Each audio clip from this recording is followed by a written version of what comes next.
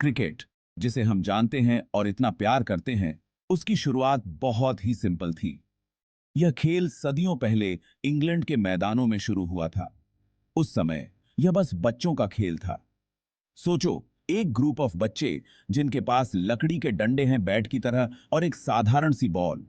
वे ball मारते, दौड़ते और उनकी हंसी खेतों में गूंजती रहती। यह था क्रिकेट का सबसे पहला रूप। एक ऐसा खेल जो सिर्फ मस्ती और एनर्जी से भरपूर था। इन शुरुआती खेलों में कोई खास नियम नहीं होते थे। सब कुछ बस खेलने की खुशी के लिए था। बच्चे जब चाहे जहां चाहे खेल लेते थे, जो भी मिलता उसे इस्तेमाल करके। न कोई स्टेडियम, न कोई यूनिफॉर्म, बस बॉल मारने और दौड़ने का मजा।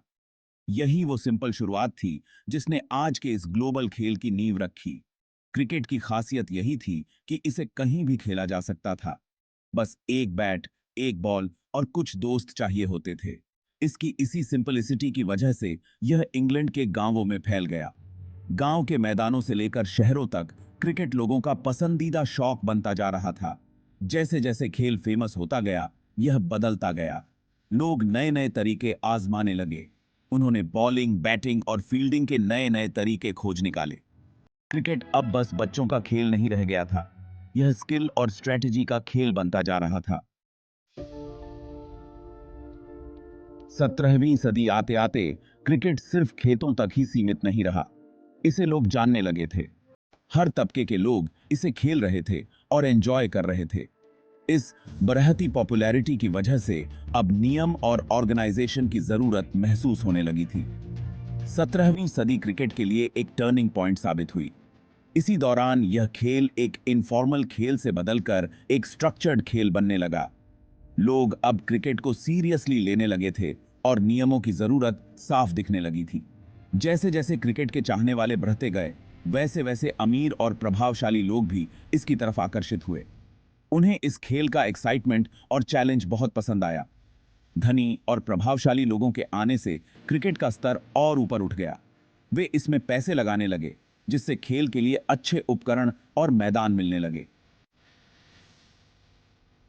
बढ़ती लोकप्रियता और नियमों की जरूरत को देखते हुए क्रिकेट के पहले फॉर्मल नियम बनाए गए। इन नियमों ने खेल को एक ढांचा दिया, जिससे खेल में निष्पक्षता और एक रूपता आई।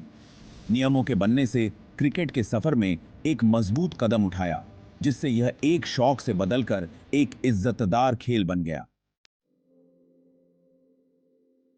जैसे जैसे दुनिया भर में इंग्लैंड का प्रभाव बढ़ता गया, वैसे वैसे क्रिकेट का खेल भी फैलता गया।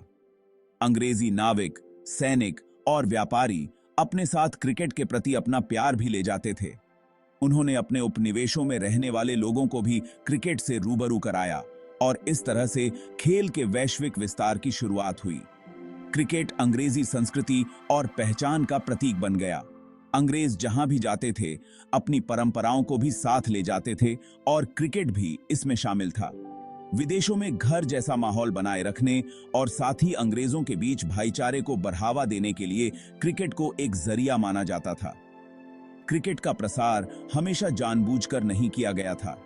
कभी कभी यह अपने आप हो जाता था, जब स्थानीय लोग अंग्रेजों को खेलते देखते थे और खेल की तरफ आकर्षित हो जाते थे। उन्होंने देखा कि क्रिकेट उत्साह, कौशल और भाईचारे को कैसे बढ़ावा देता है, और वे भी इसका हिस्सा बनना चाहते थे।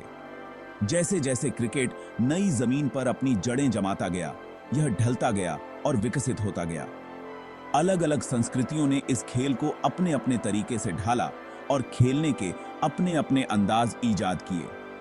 संस्कृतियों के इस मिलन ने क्रिकेट को और भी समृद्ध बना दिया, जिससे यह एक सच्चा वैश्विक खेल बन गया।